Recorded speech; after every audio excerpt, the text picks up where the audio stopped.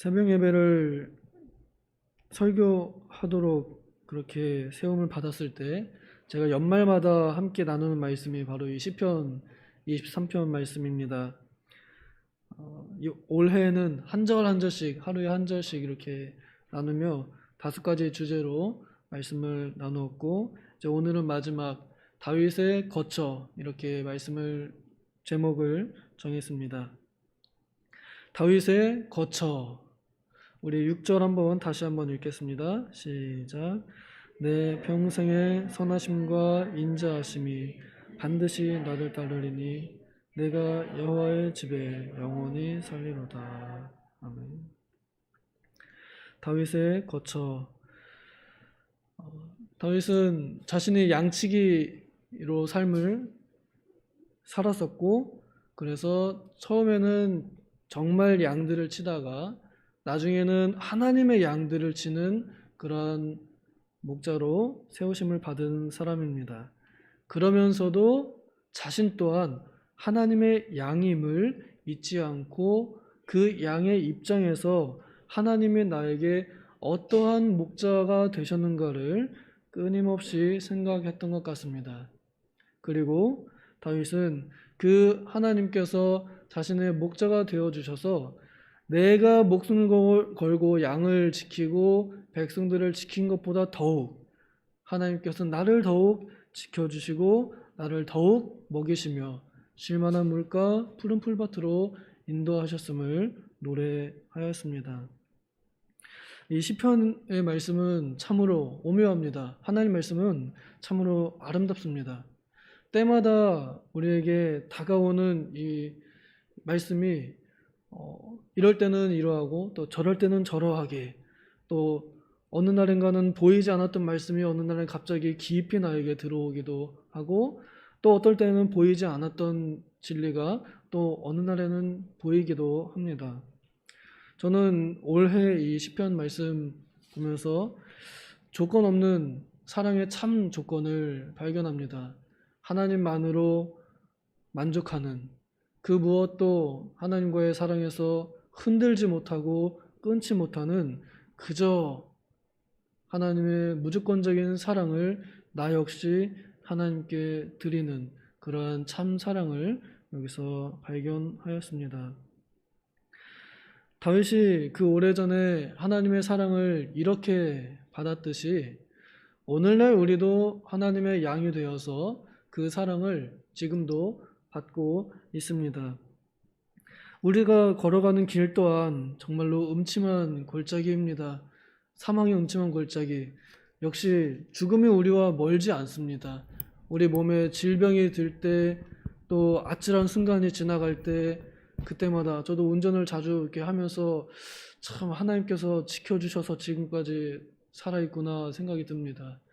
그런 음침한 골짜기, 정말 살지 못할 것 같은 그런 상황들 속에서도 올해도 우리가 살아있을 수 있는 것, 하나님께서 우리의 목자가 되셨기에 오늘 이때까지 지내오게 되었습니다.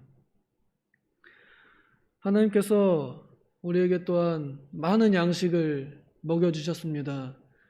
하나님께서 이 교회에, 천국의 지점에 천국의 식탁을 차려주시고 우리 좋으신 목사님들과 함께 말씀을 베풀어 주심으로 우리에게 영적인 양식을 많이 먹여주셨고, 또 성찬도 우리가 1년에 2번 하던 것을 4번으로 늘려서 그때마다 그리스도의 십자가 위에서 찢겨주신 그 살과 피를 여전히 그 은혜를 우리에게 먹여주심으로 올 한 해도 우리가 주님의 식탁에서 많은 양식을 먹고 살았습니다. 또한 하나님께서 우리 육신에 먹을 것도 채워주셔서 우리가 부족함 없이 이 육신이 병들거나 못 먹어서 병들거나 못 먹어서 죽거나 그러지 않는 그러한 삶을 살게 하셨습니다. 당연한 것 같으면서도 당연한 것이 아니라 은혜였습니다. 오늘 6절 다윗은 이 시의 마지막을 이렇게 참 좋은 노랫말로 마무리 짓습니다. 나의 평생의 선하심과 인자하심이 반드시 나를 따르리니 합니다. 다윗은 자신이 살아온 그 평생 동안에 이미 경험을 했습니다. 하나님께서 어떻게 선하게 자신을 인도하셨고 따라오셨고 또 그 사랑하심이 그 긍휼하심이 어떻게 자신을 따라왔는지 경험했습니다. 여기서 선하다 하는 것은 하나님 보시기에 선하다 하는 것입니다.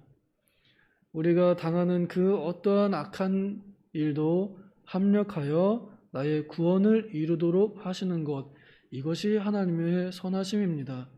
비록 내가 느끼기에는 나는 그냥 가만히 있으면 편하고 좋을 텐데 나를 가만히 두지 않습니다. 세상은 나를 어떻게든 넘어뜨려서 죄 짓게 만들고 사람들과 불화하게 만들고 또 까닭없이 사람들이 나를 미워하게 합니다. 그래서 내 마음을 자꾸만 격동시키고 또 건드리고 찌르고 혹은 찢기도 하고 그런 일들이 우리에게 짓궂게 일어나는 것이 아니라 내 구원을 더욱 이루어 나가도록 그렇게 주시는 하나님의 섭리였음을 다윗은 노래합니다.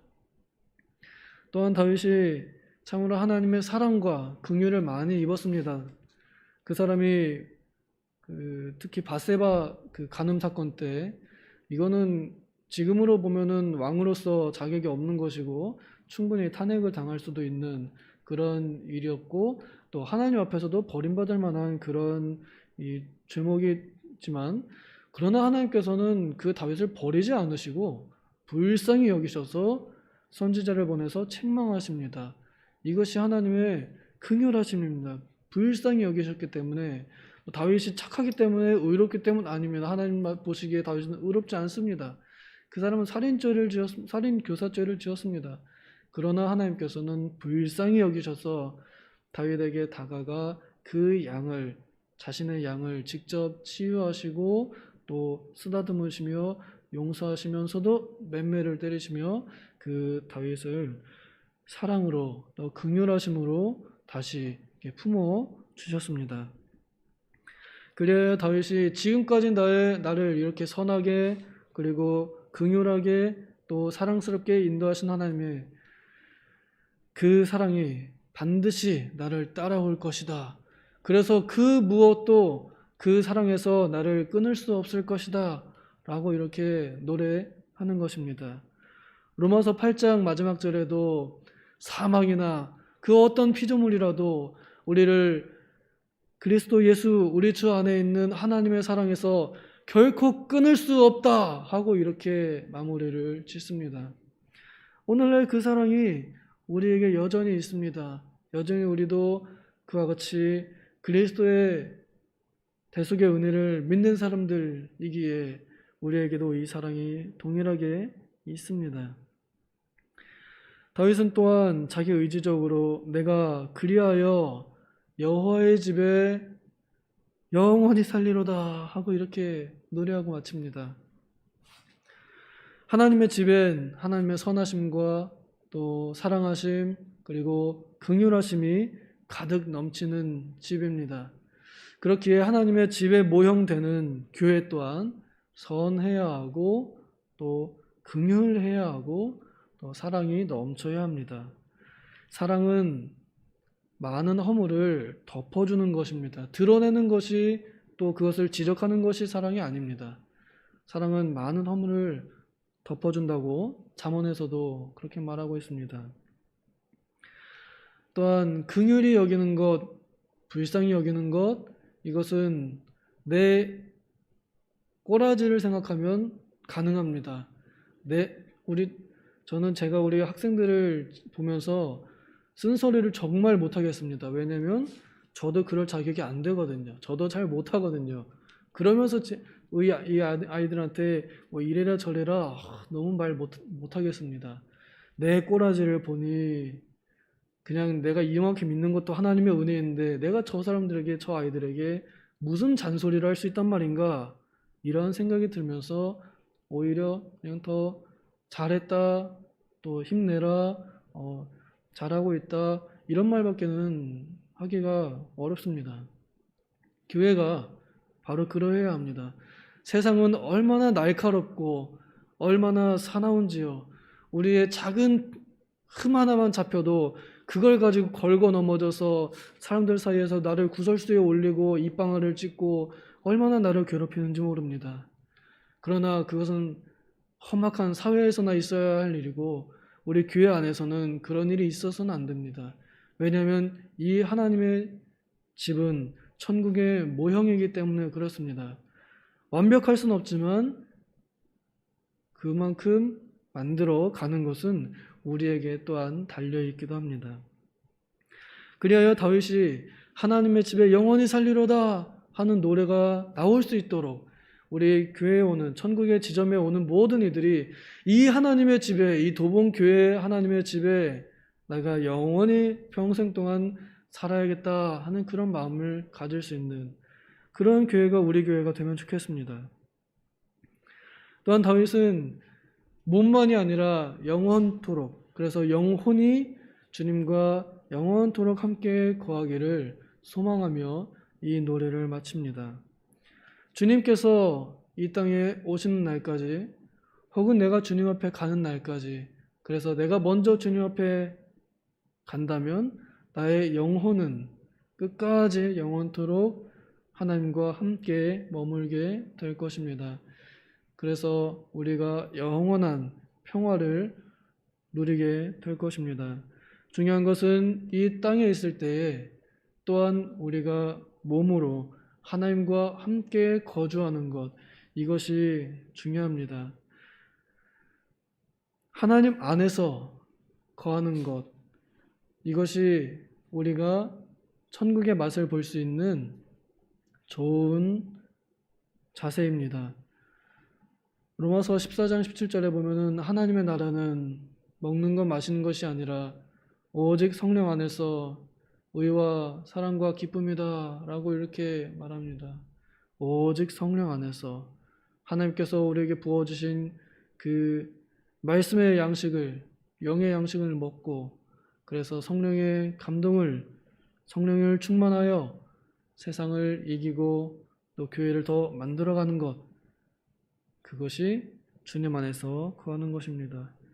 우리가 하나님 말씀 안에 푹 빠져 살 때, 요즘 그 유튜브라는 이 매체가 있어서 얼마나 우리를 말씀에 푹 빠져 살게 할 수 있는지 너무 좋습니다. 또 스마트폰이라는 게 있어서 그냥 틀어놓으면은 알아서 이렇게 들려줘요. 끊임없이 들려줍니다. 내가 멈추기 전까지는. 얼마든지 우리는 정말 내가 스스로 눈을 떠서 읽을 수 없을 때에도 하나님의 말씀이 내게 편하게 들려올 수 있는 좋은 시대를 맞이했습니다. 부디 다윗이 맛보았던 이 영적인 하늘나라, 하나님의 거처, 이 거처가 오늘 우리의 거처가 되어서 오늘도 우리가 주님 안에 살고 주님 안에서 지는 그러한 하루, 또 그러한 한 해, 또 다가오는 한 해도 주님 안에서 맞이하게 되기를 소망합니다. 기도하겠습니다. 하나님 아버지께서 우리의 목자가 되셔서 2021년도 한 해도 지금껏 이렇게 잘 살아왔습니다. 하나님의 선하심으로 우리에게 일어나는 모든 악한 일들도 나의 구원을 이루는 줄을 알고 인내하였고 또 형통할 때 감사하며 기뻐하였습니다. 또한 주님의 사랑하심과 긍휼하심으로 우리가 살았습니다. 하나님의 법정에서 우리는 죄인이 아니라 의인이 되었으니 모든 것이 예수님의 피값, 예수님의 십자가의 공로입니다. 주께서 우리에게 그러한 은혜를 베풀어 주셨으므로 우리가 이 땅에 불편한 몸을 입고 불편한 환경 가운데서 살지만 그러나 우리가 그 환경에 지지 아니하고 이 안에서도 천국의 맛을 보며 하늘나라의 집을 만들어갈 수 있게 하심도 하나님의 은혜입니다. 주님, 바라건대 우리가 이 은혜에서 떠나지 않고 의지적으로 내 평생토록 하나님만 의지하며 그 안에서 살기를 노력함으로 나의 거처가 세상의 아파트가 아니라 하나님의 나의 거처가 되시고 하나님께서 내 안에 머무르시는 내가 하나님의 거처가 되는 그러한 우리가 되게 하여 주시옵소서. 감사드리며 예수님의 이름으로 기도옵나이다. 아멘. 주기도